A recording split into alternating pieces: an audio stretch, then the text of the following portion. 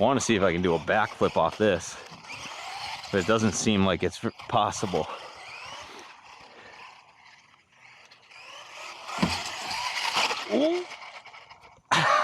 What is going on, everyone? Welcome back to the channel. In today's video we have a brand new Amazon brand. This car comes from Rlaarlo. I believe those are L's.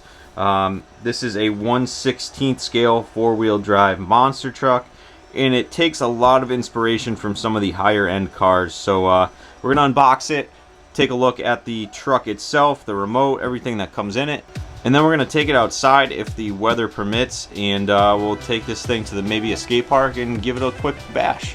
Opening up the box here, we have our very standard and secure packaging system here. Just have the two little packages on the side there to hold the tires in. Now, I did take this car out already to give it a look over, and I just wanted to note that this body does come with a protective film on it. It's already taken off, so you can see it is super shiny, and looks like a mini X-Max, I guess you would say. And it has a cool feature on here. If you can see it on the back, that is how you take the body off. We'll get to that in just a little bit. So opening up this little remote container, this remote is something different. I have not seen something like this before. It's got a nice foam red steering wheel on it, which is pretty cool.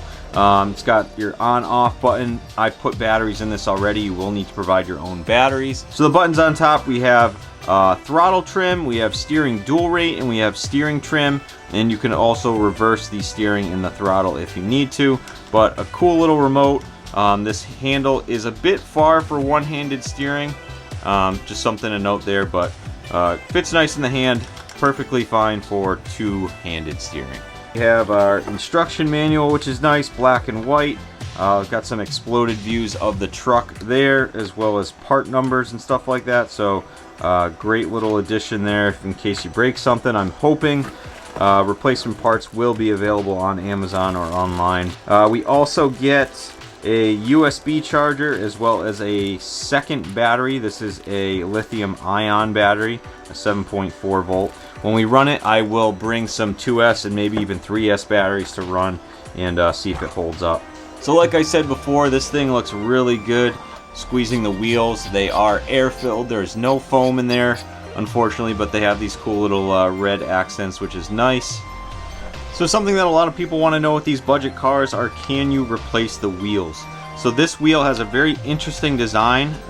It does come with a little hex nut in there, but there's also this weird red piece that goes inside the rim. I think it's just for aesthetics, unfortunately. It doesn't serve any purpose. It is a standard 12mm hex, as you can see there, but it is not a pin style, so you will need to use these hexes specifically in a different rim and tire if you were to change them out. They do fit in there nice and snug. And then just for comparison, this is a 10th scale carpet tire. Basically the same dimensions, and you will need to use the hex that's provided with these, but they do fit right on the car. We have a wheelie bar on the back, which is also cool. Hopefully this thing will be pulling some wheelies. It is not adjustable, but that's okay. Underneath we have an all plastic chassis as well as plastic arms, front and rear. Kind of looks more toy grade, but we'll see how fast it is and see how durable it is once we get it outside. There are a ton of LED lights on this. We'll light that up in just a second, but it looks like there's some LED lights in the front bumper. There's also front LEDs up here in this top roof rack, and there's also more LEDs on the back here, so we'll definitely light those up in just a second. To take the body off, this is one of the cool features that I haven't seen on one of these more budget cars. This has a little latch on it. You put that up, pull this forward, and the body should just come up like that, like a kind of like a hinge, and you can pull it backwards and take the whole body off completely. As you can see here, there's some wires that connect to the body to light up all of those LEDs. So unplugging the LED lights, you can see the body mechanism here, this little latch that it has. Really cool little feature. This body isn't going anywhere and kind of cleans up the top with the ability to not have the body pins on there. You won't have to worry about losing them. It just hooks right on. This front little latch here, as you can see, hooks right up to this little arm here. So really cool design, something new. So definitely glad to see a company trying something different with these budget cars. Something else that's also pretty cool on this truck is it kind of has its own mud guards built in. You can see here, this is all molded plastic, front and rear. The body does hug the chassis nicely, so I don't see the inside of this truck getting very dirty, which is nice, especially if you're going to be bashing it on mud or snow or water. So something to note there, which is pretty cool. We have our brushed motor on the side here with a nice little heat sink. We have a 3-wire servo, which is great. I don't believe that is a full-size servo, but 3 wires nonetheless, easy to replace. Like I said before, the LEDs connect right into the ESC right here, which is great. This is an ESC receiver combo. On-off switch is right on top, which is good. We have a Dean's connector, which is great in case you wanted to change the batteries. And then to get the battery out, this is the second battery that it comes with. This little hinge right here slides over, opens up, and the battery comes right out. So we got a pretty big battery tray in there. We'll see if we can fit some 2S and 3S batteries in there once we take it outside. They do have friction shocks, unfortunately.